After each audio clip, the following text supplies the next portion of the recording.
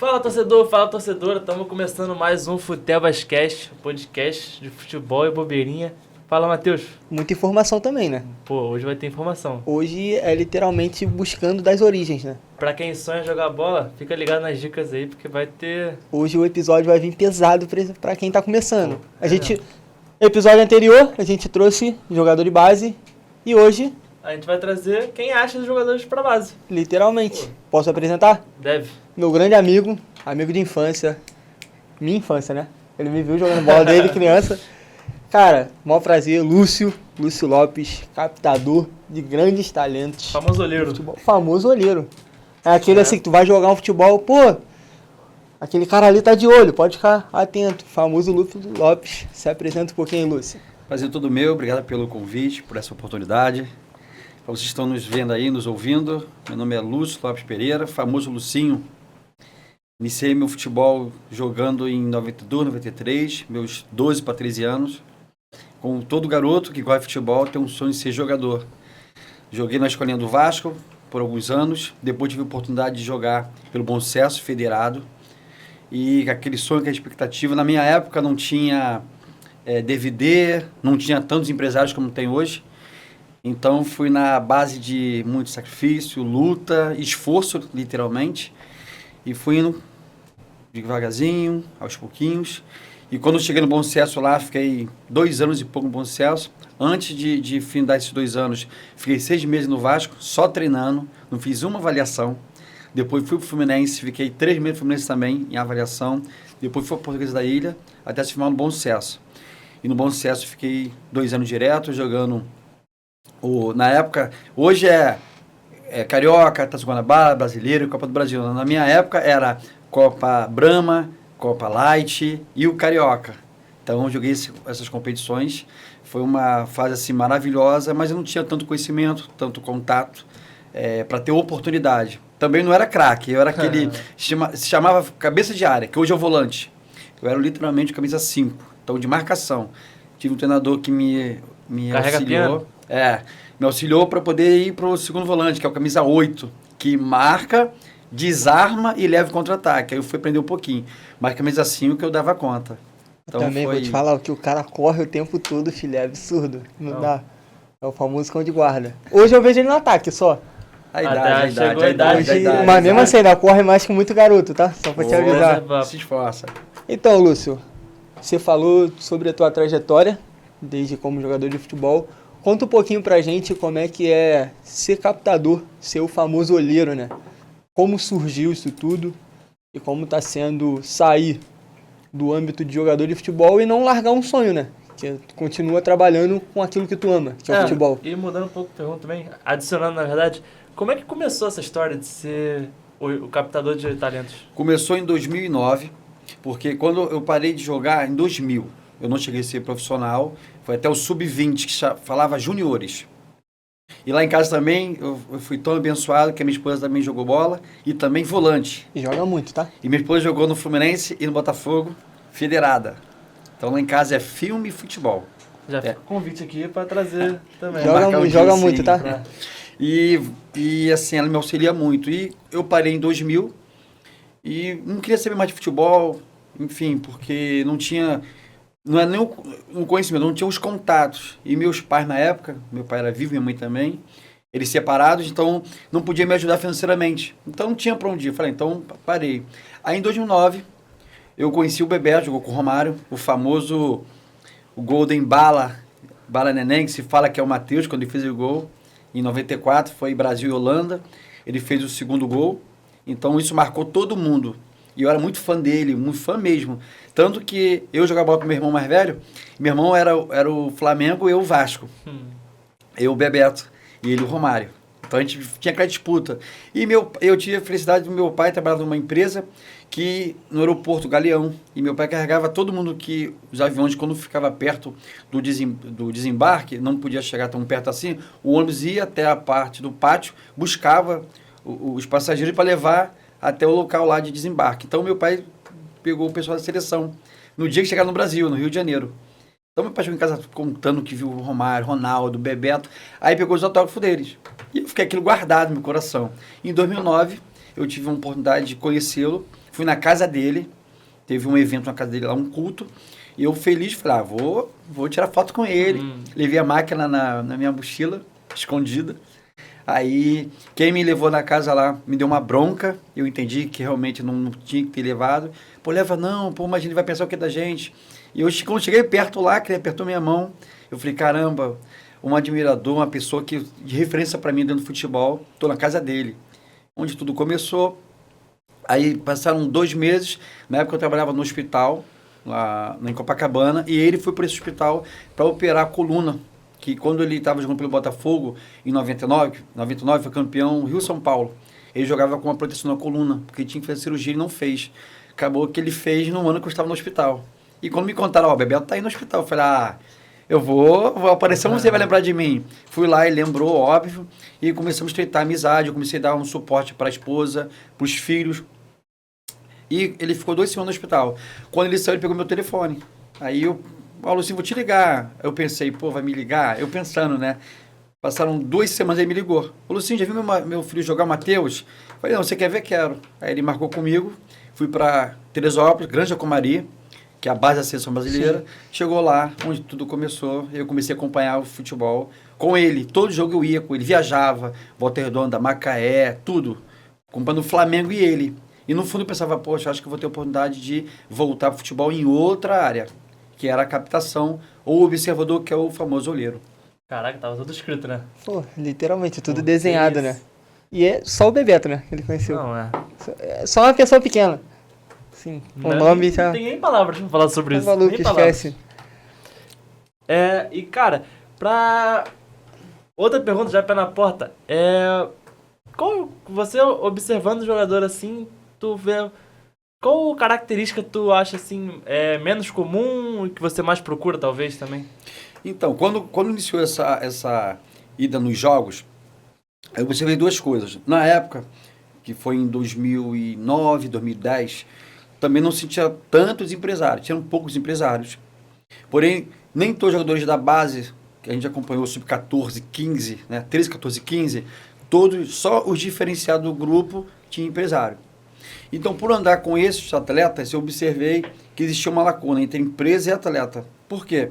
O diferenciado era sempre camisa 10, camisa 9, às vezes um zagueiro, às vezes um goleiro ou lateral, mas sempre era o 10, meio campo ou o atacante.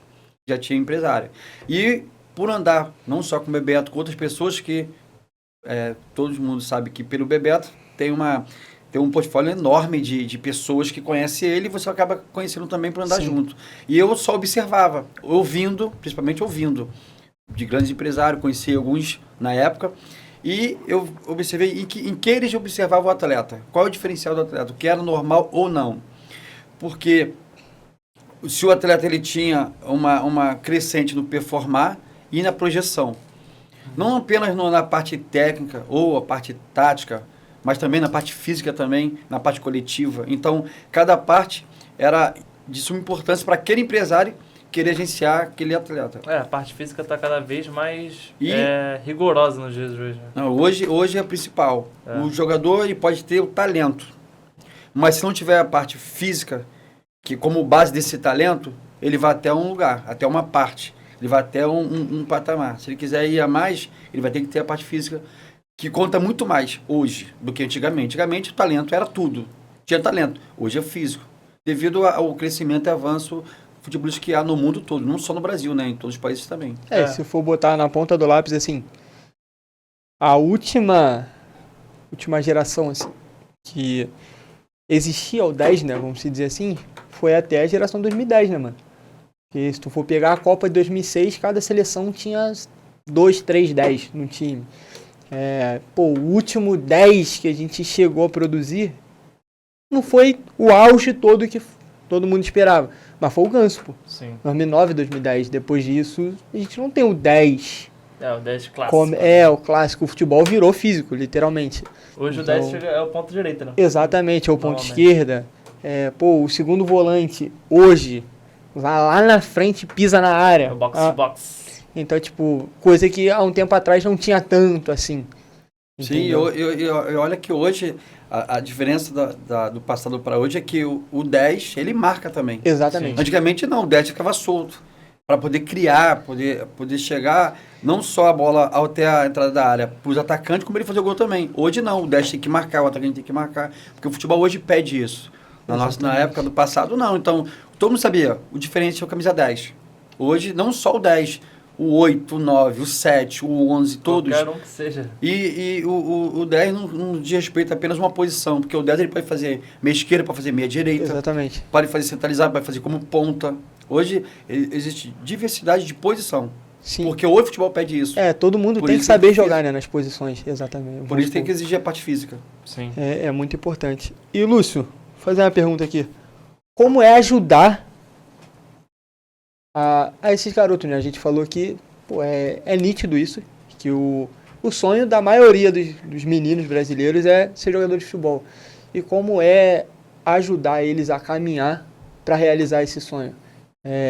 Seu teu amigo já tem um tempo e um exemplo que a gente tem é o Vitor, que agora está em Portugal.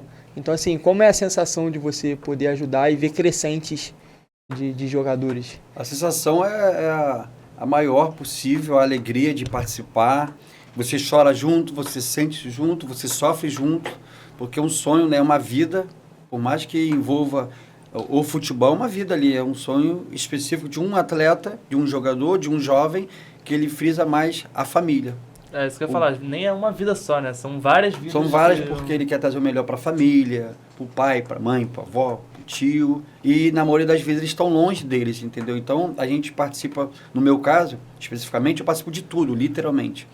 E nessa observação, dentro da captação, eu observo o talento, óbvio, num jogo, e após o talento eu vou ter que procurar entender a história daquele atleta ali.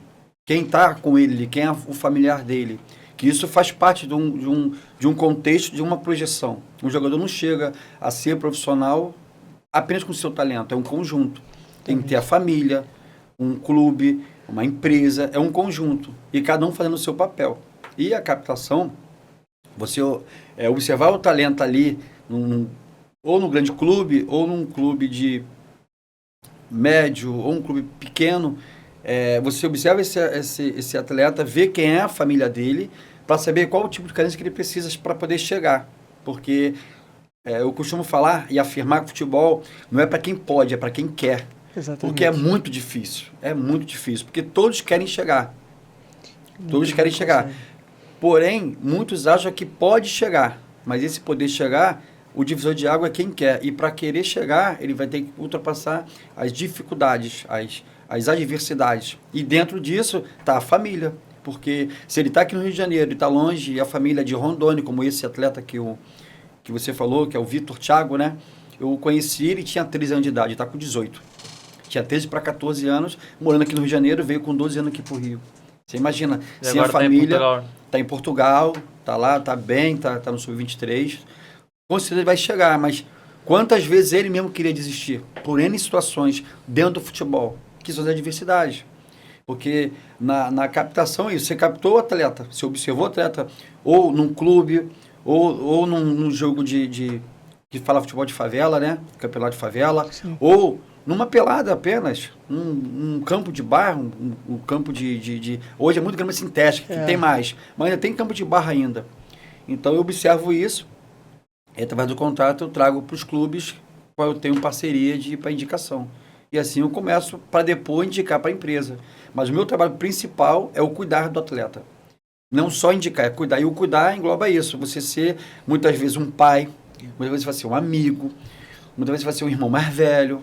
Dar esse auxílio, às vezes, como intermediário nas relações também, né? Sim, sim. Muitas vezes, o que mais acontece é o pai, porque você vai para a beira de campo e todo pai acha que o filho dele é melhor do que o outro companheiro.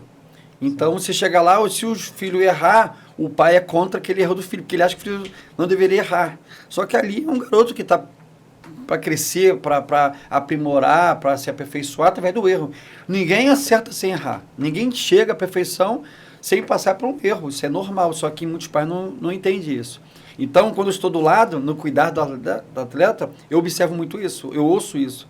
Então, eu tenho que ter essa intermediação entre o filho e o pai. Sim. Entre o pai que quer que o filho chegue, mas de forma que ele acha que é correto.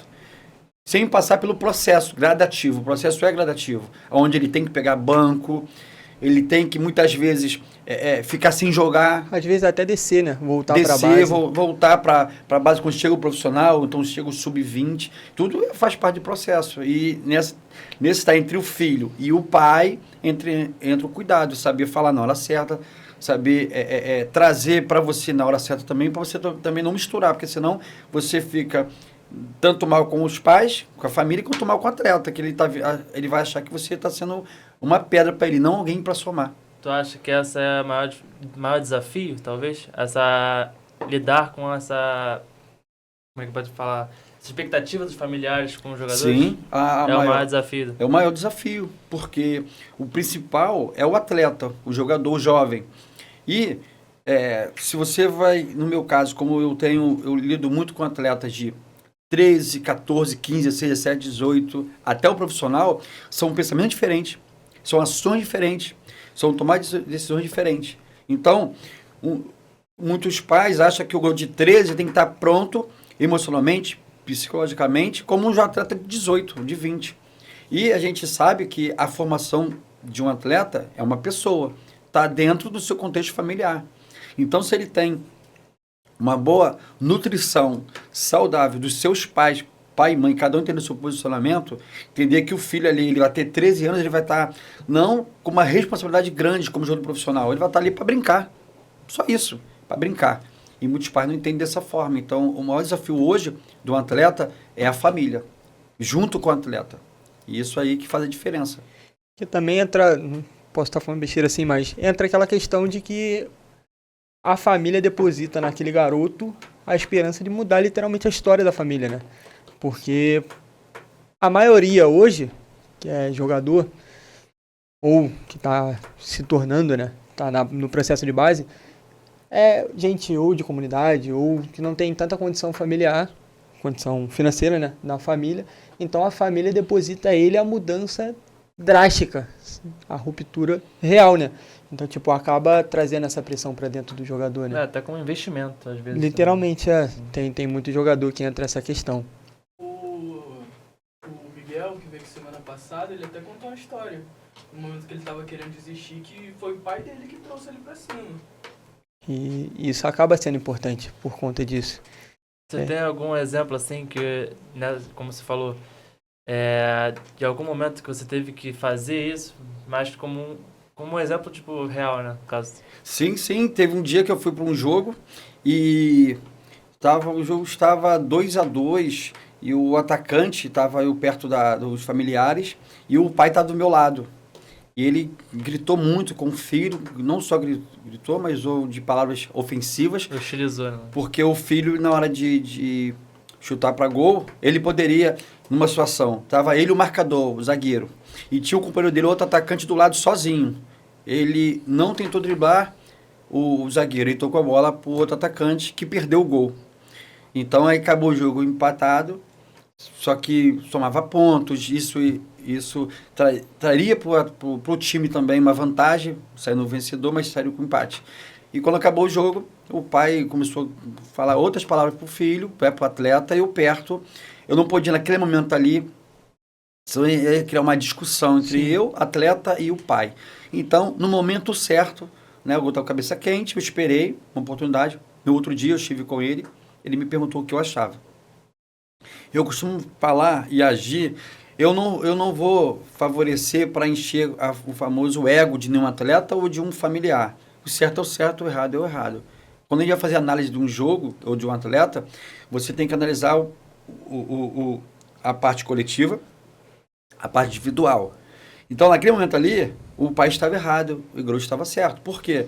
Ele poderia tentar driblar o zagueiro. Poderia conseguir ou não conseguir.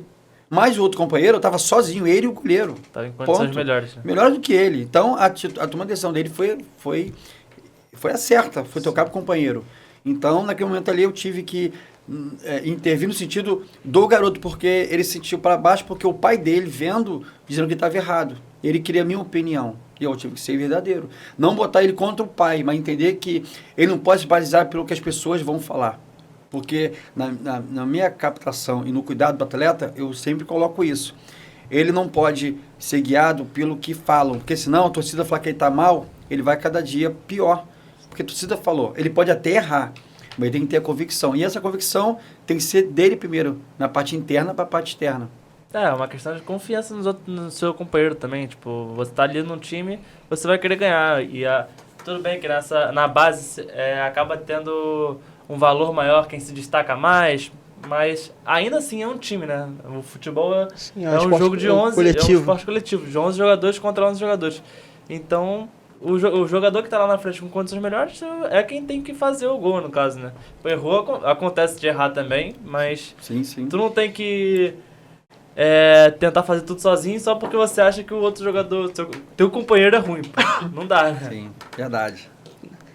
Tava conversando com o Matheus ontem, voltando da faculdade.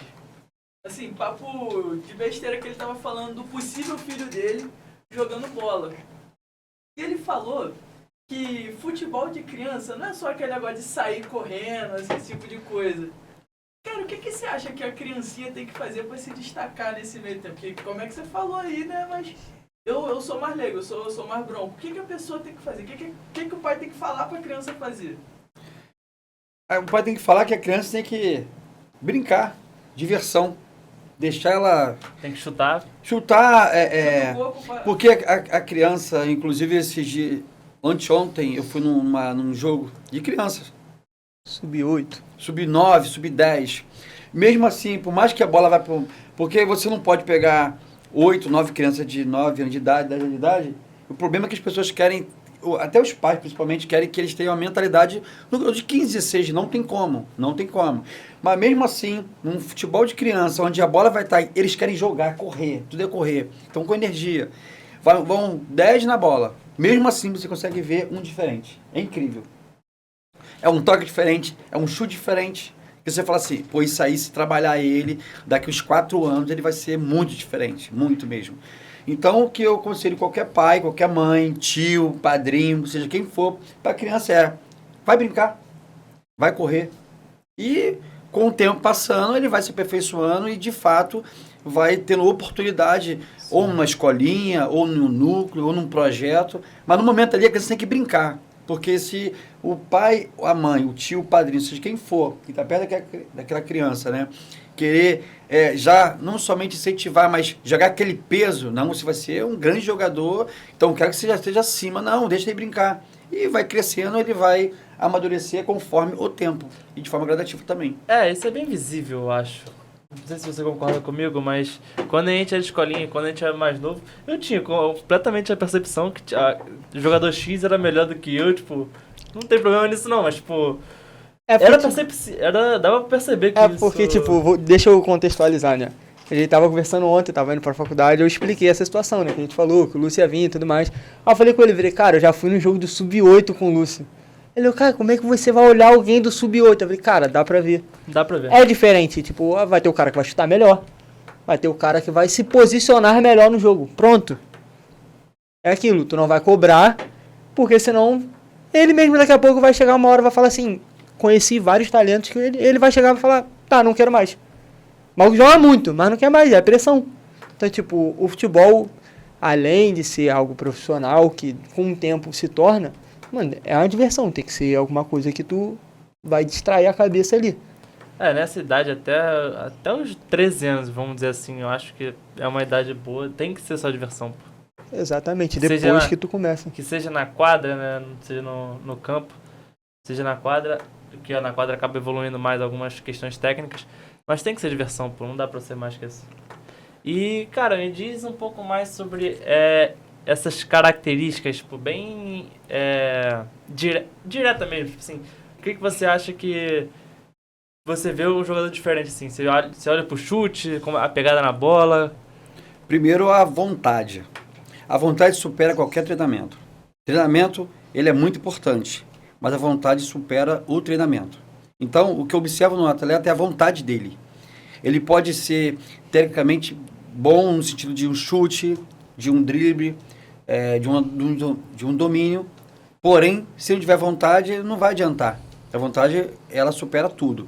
Só que eu observo em qualquer jogo que eu vou, sub-9, 10, 11, 12, 13, 14, Primeiramente, o posicionamento e visão de jogo. Isso é muito importante. Porque tem determinadas posições que talvez o jogador não vai ser muito técnico, mas ele vai ter uma maior vontade, né? Principalmente como nós somos da era antiga, do futebol antigo, sempre falava que os zagueiros tinham um zagueiro técnico e outro zagueiro que é aquele que é o famoso chute pro mato, que é jogo de campeonato. Todo mundo falava isso. Então, todo mundo sabe que tem que ter esse zagueiro. E o outro mais técnico. O zagueiro trator, né? O famoso zagueiro trator. Isso mesmo, só que o trator, ele tinha o quê? A força de vontade, que superava tudo.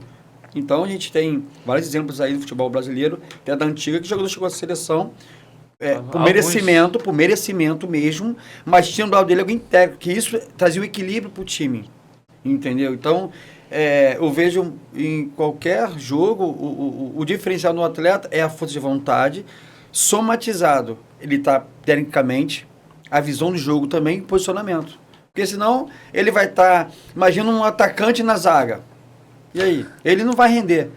Ele tem a técnica, ele pode ser, mas e aí? Não vai render, ele está na posição errada. Sim. Por isso tem jogadores que ele está numa posição que não rende.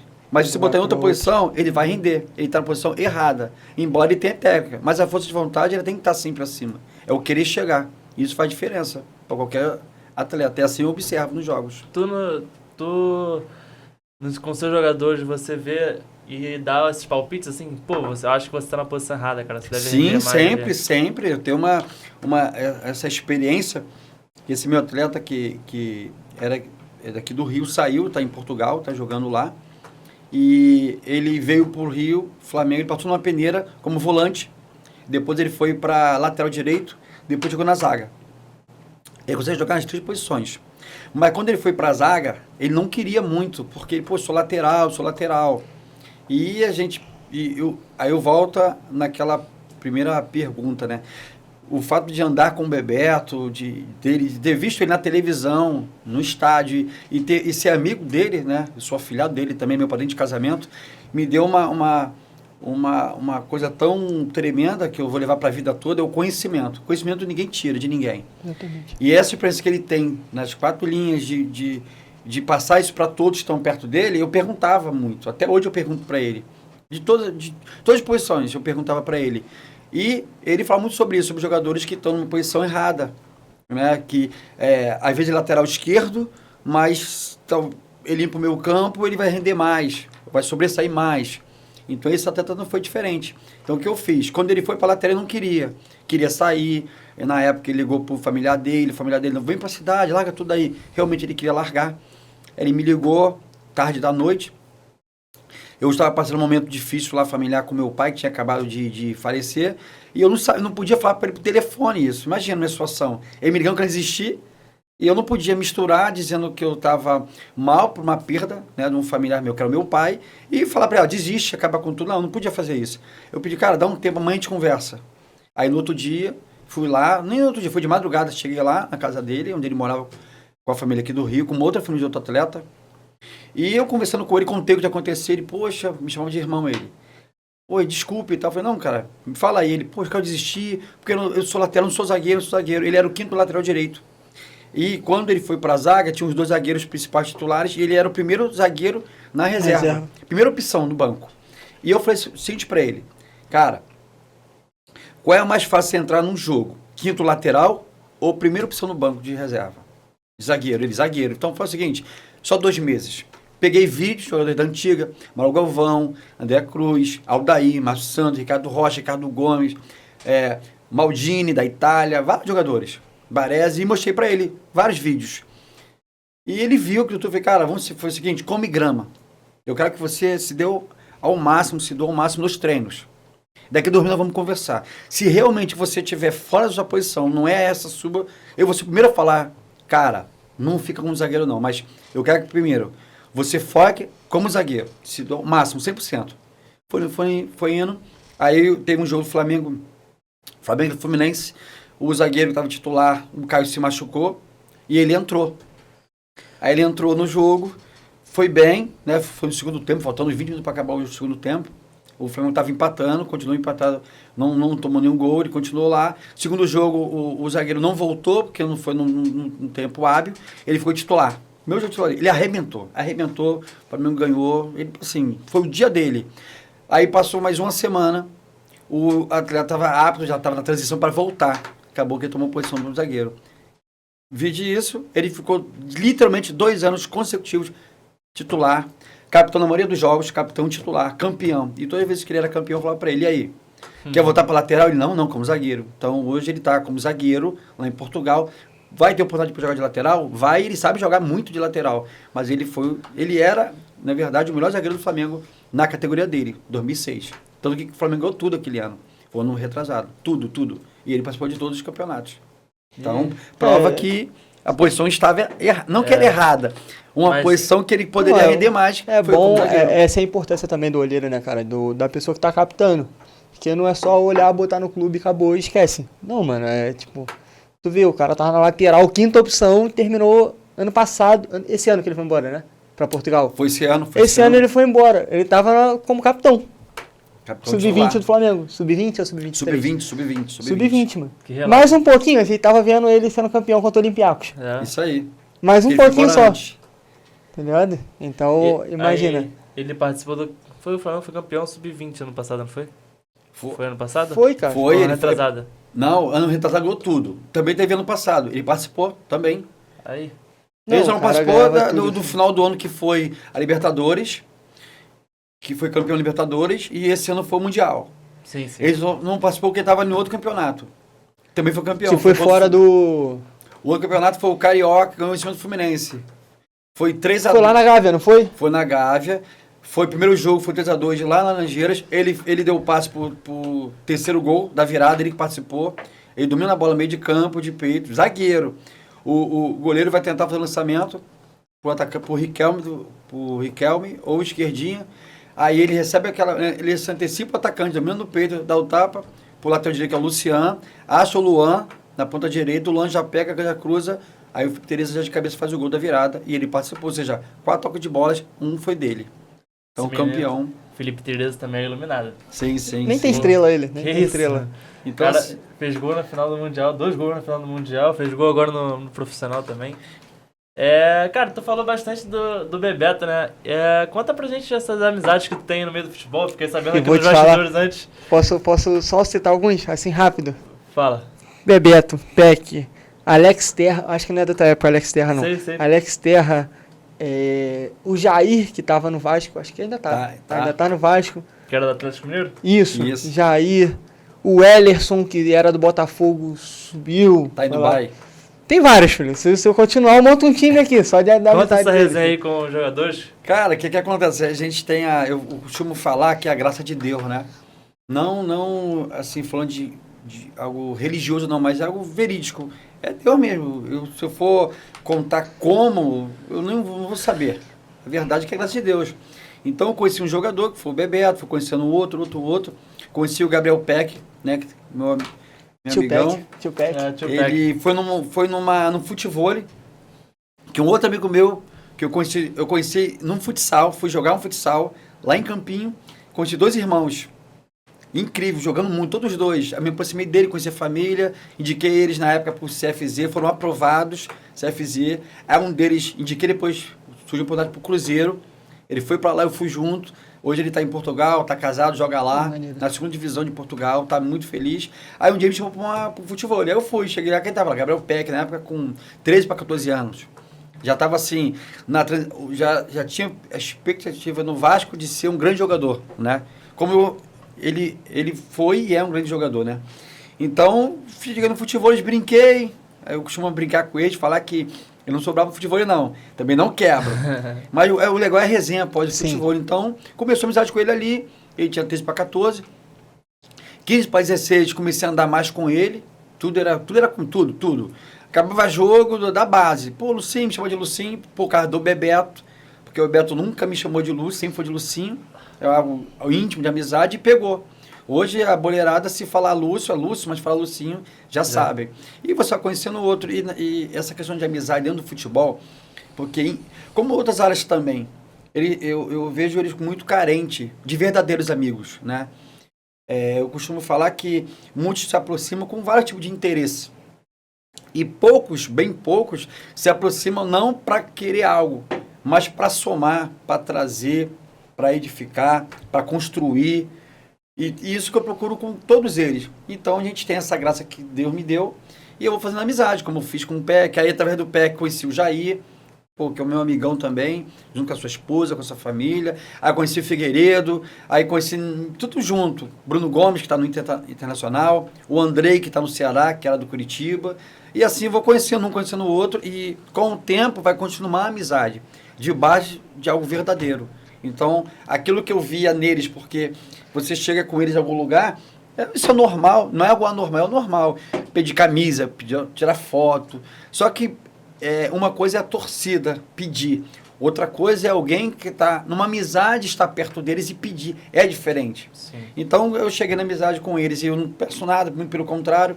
Então, no primeiro momento ali, eles ficam assim, pô, será que é isso mesmo? Esse amigo verdadeiro? Depois não. Pô, é de verdade. E ser de verdade, eu consegui ter esses amigos e crescer, avançar e estamos aí. Pô, maneiro. Acaba sendo um meio com muito dinheiro, né, envolvido, então o dinheiro acaba trazendo esse ar da inveja muitas vezes junto. E aí não tem jeito, passa uma desconfiança pra qualquer um. Quem chega perto, pô, fala assim, calma aí, tá, esse aqui tá querendo alguma coisa, esse aqui não tá querendo alguma coisa. E aí quando você vê algo puro assim, é difícil de achar isso. Exatamente. Falando também um pouquinho de amizade, né? São grandes referências, algumas pessoas, né? Não todos, né? Na verdade, são referências em seus clubes, às vezes na base. E, cara, vou abrir um pouquinho, puxar um pouco da antiga. Cara, como foi você conhecer um ídolo teu? Dois, né? A gente falou do Bebeto, mas ando contigo já há muito tempo, sempre escutei você falando que queria conhecer o Edmundo e tudo mais. Como foi não só conhecer, mas como jogar bola com ele e acabar tendo essa amizade com o Edmundo, cara? O que acontece? Pô, tanto que eu tenho um sobrinho que se chama Leonardo, que ele é vascaíno mesmo, e eu sou padrinho dele, e na época que ele nasceu, eu pedi pra botar o nome dele de Edmundo, de tão fã que era do Edmundo. Eu tenho algo que foi muito legal na época, que eu treinava no Vasco, mas só treinava, não tinha feito avaliação até então. Estava guardando oportunidade. E eu morava na Baixada Fluminense, em Belford Roxo, meu pai era vivo na época, e não tinha telefone. Eu sou dessa geração, não tinha telefone. Então, e na época eu estudava, trabalhava e treinava. Então, eu estudava de noite, treinava de manhã e trabalhava de tarde, para ter o dinheiro para pagar minha passagem, porque meu pai não tinha condições de ajudar, nem a minha mãe. Aí, nesse dia, 97, o Vasco no auge, né? Aquele timaço lá, Edmundo, Ivaí, vários. E toda manhã que eu meu treino, eu vi o treino deles. Eu sentei um dia para tomar café, tava Felipe e Pedrinho. Hoje o Pedrinho é presidente do Vasco e o Felipe é um diretor lá. Enfim, e eu vendo ali de perto ali, o Edmundo extraordinário. Pô, aí um dia eu tirei foto com ele, eu ganhei a camisa de aniversário, autografou, e eu feliz da vida. E anos se passaram, 20 anos na verdade, passaram 20 anos, e teve um futebol de final do ano, num clube ao qual, lá na Barra, eu tenho uma parceria de indicar jogadores para esse clube, né, para fazer avaliações, enfim. E quando chegou lá, eu falei, caramba, se tiver uma oportunidade de jogar com ele. Cheguei lá, eu ganhei o uniforme e eu pensei, cara, será que eu vou jogar no mesmo time ou contra? Nesse ano eu joguei contra ele. Aí levei a camisa do Vasco, que ele autografou, contei a história para ele, porque na verdade, em 97, meu pai me bateu porque eu cheguei em casa, eu saí de casa 7 da manhã para treinar, cheguei em casa meia-noite. Imagina, sem telefone, sem nada, um garoto de 14 anos chega em casa tarde da noite. Tá maluco. Então, meu pai ficou irado aquele dia, só não me bateu porque eu falei, além de chorar, óbvio, eu falei, pô pai, eu fui ver o Edmundo treinar, Edmundo joga demais. Meu pai era vascaíno também, meu pai, tá bom, amanhã eu vou lá. Se o que você falou for verdade, você não vai apanhar. Eu falei, não acredito. Meu pai foi no treino comigo, acabou o meu treino, aí iniciou do profissional, e ficamos lá na arquibancada. Quando acabou o treino, aí eu fui até o Edmundo, ele veio meu pai, aí abraçou, conheceu, meu pai elogiou ele, óbvio, meu pai também era fã dele pra caramba, como eu. Então, assim, e quando, 20 anos passados, eu fui jogar contra ele. Pô, eu não sabia se eu dominava a bola, se eu olhava pra ele, caramba, tô contra ele. Mesmo assim, O cara ainda joga muito ainda, lógico, fisicamente não é igual antigamente, mas a técnica do cara e o faro de gol é... Eu tive a infelicidade de perder uma bola para ele fez um gol e depois ele foi me zoar. Aí eu tive que brincar com ele também, pô, Edmundo. Eu deixei de fazer o gol. Lógico que não, eu que errei, ele que tomou a bola e fez um golaço. Mas para mim foi uma sensação maravilhosa, uma alegria. E hoje para mim só normal. Então todo final do ano tem essa pelada e eu participo. E ano passado eu fiquei no time dele. Graças a Deus eu consegui chegar no time dele. Mas a minha alegria é só dar um toque de bola para ele fazer o gol já estava ótimo. Mas a alegria de ter visto ele pela televisão, pessoalmente, nos estádios, nos treinos, e hoje poder estar perto dele, assim, nesses eventos. Uma pessoa, assim, extraordinária. É um cara, assim, fora da curva. Foi como atleta, né? Teve as suas dificuldades, as suas adversidades, mas por estar perto dele, eu posso falar, é um cara do bem, muito do bem, um cara simples pra caramba e humilde. Isso aí eu posso afirmar. E foi feliz pra mim, eu fiquei muito feliz nesse dia. Cara, vamos puxar um tema agora de atual. Posso só fazer um comentário rápido? Quando Tu você se, vê... ligou, tu se ligou que ele falou assim, é normal Não. jogar final do ano com esses caras? Eu nem falo mais nada. Se eu te mostrar uma foto, depois quando acabar aqui o episódio, eu vou te mostrar a foto como é que é o futebol dele no final do ano. É Pouca excelente. estrela. Pouca coisa. Isso até é quase o Real Madrid. Que Quase. isso. Galáctico. Os Galácticos, literalmente. Em questão, como é que você vê essa nova geração no Brasil chegando aí, vindo da base? É assim, hoje a diferença que hoje tem vários talentos, né? Em vários clubes, tanto aqui do Rio, São Paulo, no eixo no Brasil, né? Em outros clubes também. Mas a estrutura faz a diferença. Muitos clubes com estrutura. Antigamente não tinha tanto. Pô, e nem tão distante assim. A gente tem um exemplo do Flamengo, pô. Sim, Flamengo, há sim. 5 anos atrás, não tinha estrutura.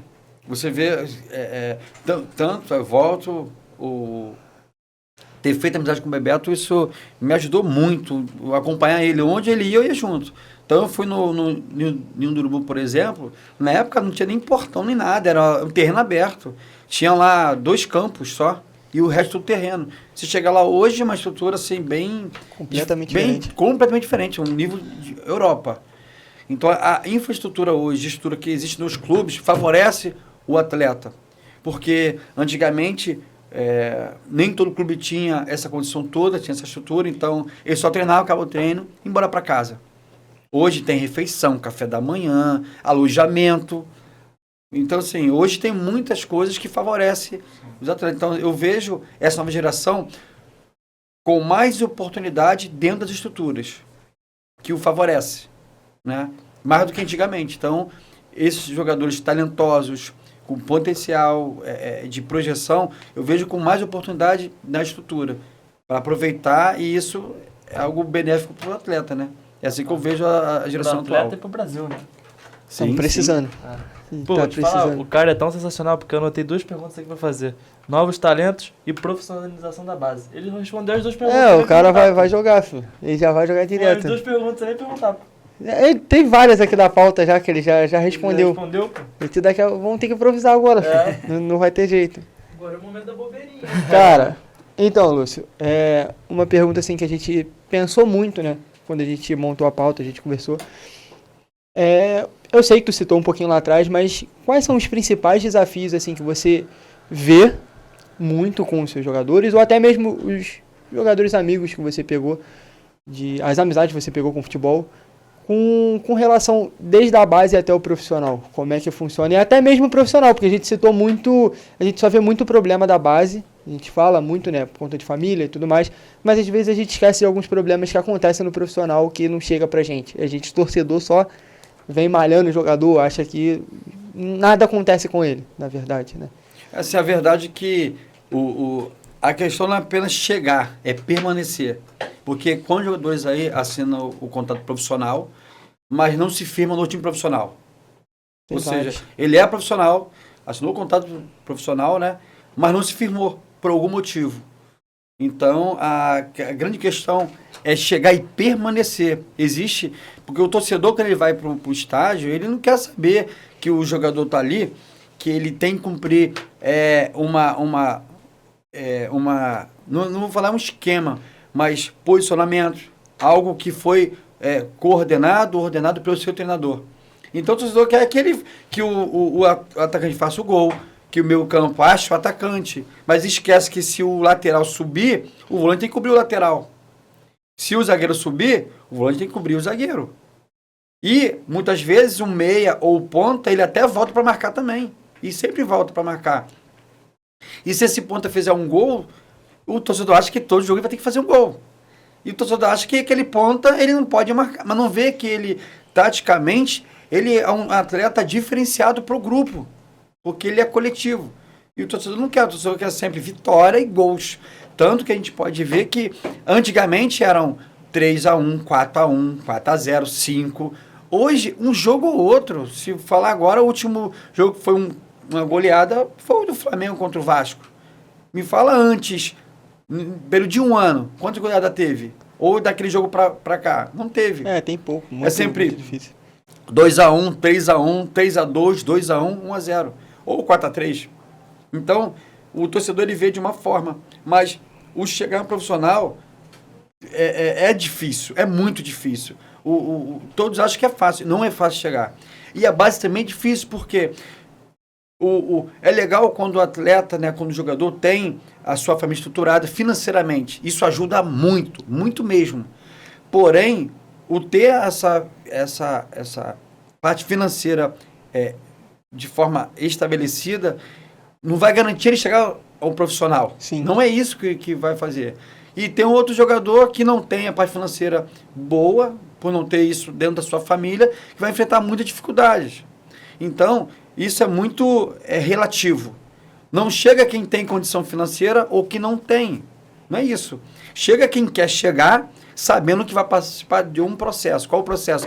A dificuldade. Porque o que tem condição financeira, ele vai fazer um personal, ele vai ter ele um se prepara, suplemento, né? para uma alimentação, tudo que o outro não tem. Porém, qual é a dificuldade? Ele entender, primeiro, existe em cada um deles a questão de confiança nele mesmo, até porque quando o jogador sai da base para o profissional, o que faz ele permanecer é a confiança, Sim. porque ele pode ter um grande potencial, um grande talento, uma grande capacidade, mas se ele não se ver assim, porque se ele, imagina, nunca jogou no Maracanã de 70 mil pessoas, chega lá, 70 mil pessoas contra ele, se ele errar um lance é contra ele, se ele não tiver a sua parte emocional, psicológica, ou seja, sua autoimagem, autoestima bem fincada, né? bem equilibrada, ele vai se deixar levar pelo que estão falando.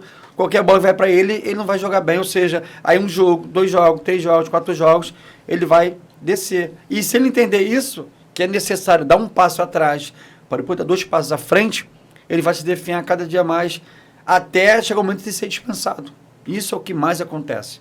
Então, o chegar ao profissional, para se estabelecer, a confiança é a base de tudo. Dentro dessa formação base profissional. É confiança. Confiança não que ele seja melhor do que o próximo, não. Confiança que ele pode fazer diferença. Isso é diferente. Existe a confiança e a autoconfiança. Isso são totalmente diferentes. O jogador, ele pode ter a confiança e não ter a autoconfiança. Porque qual é a diferença? A autoconfiança, muitas vezes, leva ele a achar que é melhor do que qualquer um. E a confiança, ele acreditar que ele consegue ser a diferença para ele, para chegar até o próximo, que é o coletivo. Então, o estabelecer para o profissional, da base para o profissional, é a confiança, onde ele vai ter esse equilíbrio e vai permanecer, senão vai ter que descer. E nem todo mundo sabe entender isso. E a torcida, não adianta, torcida. Torcida quer ganhar, quer gol. Parte, E aí? Cara, eu vou citar um exemplo. Porque essa época eu andava muito com o Lúcio, muito pra jogo, tudo quanto é canto. Já foi até pra São Januário. Então, cara, um exemplo que a gente tem disso daí foi o PEC, né, cara? É uma amizade que você tem. E o PEC, quando subiu a primeira vez, ele subiu, acho que foi o Lucha, né? Sim, o Luxemburgo, Vanderlei. Então, ele subiu bem pra caraca, ele tava vindo de seleção de base direto e tudo mais. Mas teve essa questão, que, tipo, ele subiu, ficou um tempo, rendeu, no início rendeu bem. Aí depois, não sei o que aconteceu, mais diretamente. Oscilação, né? Normal, o garoto, 17 normal, anos quando ele subiu, né? Sim. 17 anos. E depois ele teve que voltar para a base, sub-20 de novo. Graças a Deus ele teve cabeça. Eu queria até que tu comentasse um pouco sobre isso, a tua amizade com ele nessa questão. Ele teve cabeça que quando ele voltou estourando, que graças a Deus o moleque parou foi até vendido para fora do Brasil, né? Agora Sim, tá voando. isso foi um momento para ele primordial, porque muitos atletas acham que, assim que eu estava profissional, ou joguei um jogo profissionalmente, ele não pode mais jogar no sub-20, sub-23, ou sub-17. Às vezes ele pode assinar um contrato profissional e com 17 anos já estrear no time profissional. Sim. Não é demérito do atleta ele descer para a categoria que é dele. Pelo contrário, é aquilo que vai forjar nele um amadurecimento para ele se estabelecer no profissional. Porque não é fácil como a torcida acha que é, como alguns pensam que é. Não é fácil. Então, especificamente pelo Gabriel Peck, que é meu irmãozão de coração. Eu sei um pouco disso aí. Eu lembro que ele ficou muito chateado porque ele tinha essa oscilação, por mais que fosse normal naquele momento, porque a torcida de todos os clubes, ela acaba exigindo muito mais do jogador jovem que sobe. Ainda mais se for atacante, meio atacante, então ele estava numa crescente, aprendendo muita coisa, isso foi bom para ele. Aí naquele momento ali, teve alguns jogos que ele não foi bem, só que ele não tinha confiança. Tanto se observar, eu estive lá nesse dia, né, tive essa felicidade de estar nesse clássico Flamengo e Vasco. A Bocha Galneiro estava queimando, a Bocha Galneiro já tocava. Só que ali, ele estava mais como marcador, não alguém que, por mais que fosse uma posição para atacar ou contra-atacar, ele estava mais marcando e defendendo. Só que a Bocha Galneiro estava pegando fogo. Aí eu lembro que no outro dia eu tive com ele, quase todo dia a gente andava junto praticamente. Eu falei, pô, irmão, o que aconteceu ontem? Ele, eu falei, a bola chegando no teu pé estava queimando? Não era. A questão da confiança. Tanto, aí o que aconteceu? Ele foi mal alguns jogos e foi para a categoria dele, que ainda tinha idade. E por isso que eu falo, não é demérito para o atleta voltar para a sua categoria. E pegou seleção, sub-20. Aí ele voltou, o Vasco foi campeão da categoria dele, né, sub-20. Na época, ele arrebentou. Fez gol, assistência, arrebentou. E quando ele voltou pro profissional, ele não desceu mais. Não que se ele descer seria algo ruim. Eu costumo falar o seguinte, não é ruim o jogador descer, não é ruim.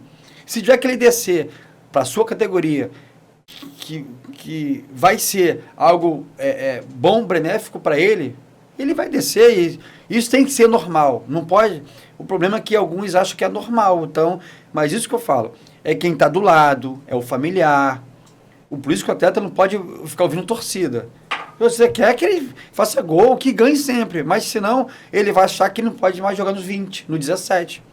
Então, se já é um jogo importante para ele jogar, ele vai jogar. Então, o Gabriel Peck, ele desceu para sua categoria, foi muito bem, foi excelente. Subiu de novo e permaneceu ao ponto de... Passado um ano, a torcida já mudou a visão dele. Muito pelo contrário. Antes criticavam. Depois, não. Olha a diferença dele no time. Quando ele joga, e ele mudou. A confiança foi base de tudo. Ele começava a partir para cima. Ele dominava a bola, ele tinha visão de jogo. Aí depois foi outra fase, fazer gol. Enquanto não fez o primeiro gol dele no profissional, foi uma luta também. Então, assim, como amigo... Eu sempre orientava ele, irmão, vai chegar teu momento, calma. E ele ralando, ó. E a torcida não tem como ver. Ele não postava isso. Então ele treinava finalização, ele fazia treino à parte com o personal, que é um amigão nosso. E assim, ele trabalhava demais, para chegar onde ele chegou.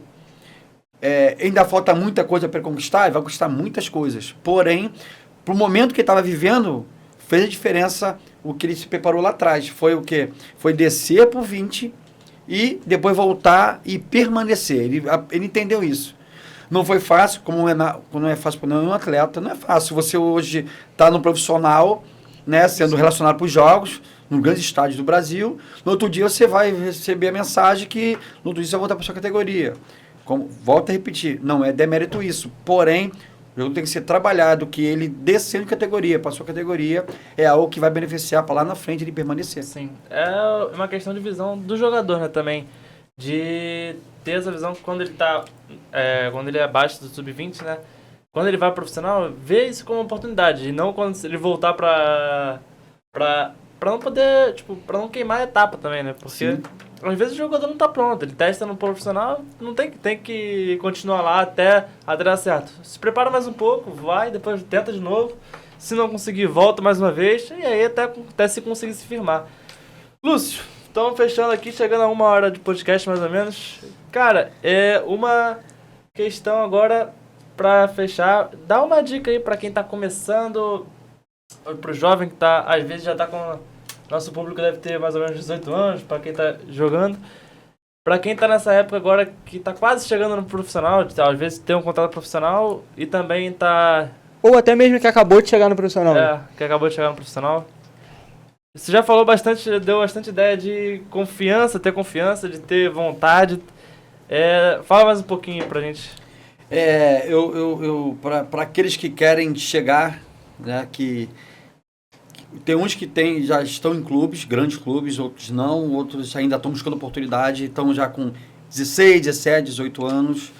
Eu costumo falar o seguinte, seja esse que não conseguiu ainda um grande clube, mas vai ter uma oportunidade, acreditar, essa é a palavra, acreditar. Acreditar é um fundamento para tudo na vida. Se você acredita que você vai conseguir, você vai conseguir. Então, eu conheço várias histórias, vivi isso acompanhando atletas, né, que ele acreditou tanto que veio a oportunidade e ele abraçou aquela oportunidade.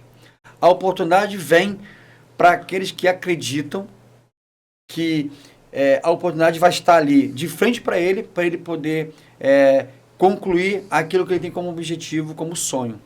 Então, para os que já conseguiram, que estão num grande clube, quanto profissional, eu costumo falar, vá até o fim. Porque não é só chegar, assinar contrato, estou um grande clube e já conquistei. Não, tem muita coisa para conquistar. Hoje em dia, o futebol ele tem um período onde o atleta, pelo fato de grandes atletas, grandes jogadores que tiveram a oportunidade de serem vendidos para clubes grandes na Europa, cedos. Né? Em 94, o Ronaldo Fenômeno era o mais novo do grupo, ele só treinou, não jogou um jogo da Copa do Mundo. Hoje em dia, já está cogitando um jogador de 17 anos jogar na Copa do Mundo. Vídeo o Papo Hendrick. Já está no principal da seleção. Na época do Ronaldo Fenômeno, ele estava só treinando. Porque o futebol mudou, tudo mudou. Então, eu afirmo que o acreditar faz a diferença para tudo. E dentro do futebol, para os que já chegaram, permanecer para ir até o final. E os que não ainda tiveram a oportunidade, mas tem 16, 17, 18, não desistam. Que a oportunidade, ela vem. Então, como alguém que está ali, eu amo ver jogo, amo participar, gosto, eu amo. Quero me deixar feliz é passar o dia todo vendo jogos. Eu gosto, eu amo. Eu nem falo que eu gosto, eu amo. Porém, o que eu observo que não tem a ver com a condição, não é? Porque o lugar da sua origem não define quem você vai ser nem onde você vai chegar. Ou o que você acredita. Se acreditar, você vai conseguir, vai alcançar. Como eu vi e vejo muitos chegarem. Né? E a gente sabe, como prova aí, a idade. Pô, a idade faz diferença? Faz. Agora, se o cara acredita, ele pode estar com 20 anos. Que vai vir a oportunidade, ele vai abraçar. Agora, quando vem a oportunidade, lembra de tudo o que passou. Para que nessa oportunidade você vê aí, ó, Bruno Henrique, você vê o Leão Damião, você vê o Rodrigo Pimpão, ou vários, que o Emerson Sheik se aposentou, mas tem relato dele falando que foi com 18 anos que tudo aconteceu. Bruno Henrique foi com 24 anos. Michel está no Flamengo, foi tarde no sentido da idade, porque hoje um jogador de 18 anos, se não tiver em clube nenhum, ou não tem um histórico de clube, já diz que ele é velho. Né? Mas se o cara acredita, se o atleta acredita, ele vai conseguir. Então, essa é a palavra que eu deixo para todos. Acreditar e ir até o fim. Você vai conseguir, você vai alcançar. Só acreditar. Que isso. O que eu falo depois disso? Não tem o que tempo, falar. Ítalo. Não dá tempo não. E aí, Matheus? Tá novinho tu, pô, dá tempo. Não dá tempo. Você Dá que tá tempo. velho já. Não, eu tô velho. Tá com 30 já, quase? Quase. Saudade. Considerações finais, Mas vou te falar só um negocinho rapidinho. Eu entrava no time dele, tá? Antigamente, na época que eu conseguia jogar. Eu tinha minha vaga. Hoje em dia não tem mais não. Tinha tornozelo. Considerações finais. Cara, não tem muito o que falar. Fala a tua rede social, Lúcio. Lúcio Lopes 17. E a empresa, esse é meu Instagram pessoal. Ali também tá fotos, tudo. Eu costumo colocar lá tudo que eu vivo com os atletas. E a empresa que eu tenho como cuidador de atleta, como captador, LC Esportes, a empresa que está registrado, tudo direitinho. Hoje eu tenho uma empresa. LC Esportes. E o meu Instagram é LucLopes17. Vai estar aqui embaixo, ó. Ah, lógico, Instagram. tem que estar. Pô, que isso. Tem que estar. E o teu? Futebascast. É isso. @Futebascast. Futebol e bobeirinha sempre. Lúcio, queria te agradecer, cara, por esse tempinho que você dedicou pra estar com a gente. Esse projeto tá começando, né? Deixou de ver um jogo, tá? Pra estar aqui com a gente. Pô, Só que é honra, importante, que tá? honra. Só pra te avisar isso. Agradecer de novo esse tempinho, porque pra gente que tá começando também, a gente tá na base dos podcasts, né? Tipo, a gente tá começando e essas palavras que você deixou aqui pra gente também servem, porque, pô, a gente acredita no projeto, acha que vai ser maneiro. A gente quer trazer novos jogadores, novos talentos, pra poder dar oportunidade e visibilidade pra essa molecada que, pô, é boa demais. O Miguel teve com a gente. Pô, só agradecer, cara. Obrigado mesmo. O meu Instagram é italo.fiuza, o dele é Ferreira Matheus. Eu não vou nem falar, mas curte, Cara, compartilha e o que mais? Só rapidinho. Lúcio, mais uma vez agradecer. Nossa amizade já tem um tempão. Agradecer por esse tempo, tirar pra gente, poder falar, conversar. Já tava pra sair esse episódio, já tinha um tempo. E assim, cara, sem palavras por tudo que você tem proporcionado aqui, pelo menos pra minha vida já há muito tempo. Agora, aproveitar que tá em público, poder falar muita coisa que eu aprendi com futebol, vendo futebol, tenho muito a te agradecer. Cara, um enorme prazer. Não tinha como não te trazer para um projeto que a gente está começando. E assim, espero que lá na frente, quando a gente estourar, né? Que a gente acredita que vamos estar bem. Isso aí. Você possa estar com a gente lá Só na chamar. frente de novo outras vezes. Com certeza. Cara, Montando o time do podcast, né? meu atacante. Esquece, meu atacante ele, tá? Só E- chamar. É isso. Curte, comenta, compartilha. Segue na rede social vizinha aí, tá em tudo. Agora. TikTok, Tudo. Twitter. Threads, tudo. Tamo lá. Twitter não existe mais agora, tem que esperar voltar. Esqueci. Droga. Valeu, rapaziada. Valeu, tamo rapaziada. junto. Um abraço, tamo junto. Obrigado.